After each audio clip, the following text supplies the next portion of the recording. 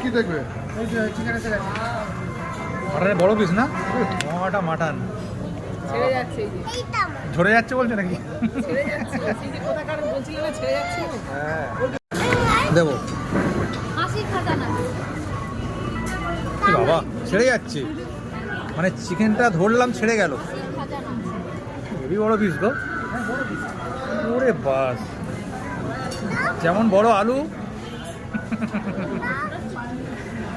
শুরু করো খাওয়া একদম আস্তে খাও কথা বলা যাবে না কোনো কথা বলা যাবে না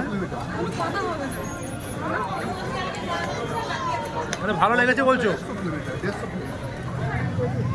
যারা আসুনি এখনো চলে আসে অনেকে এসছে আমরাই আমরা অনেক পরে আসছি যারা আসুনি ঘুরে যাও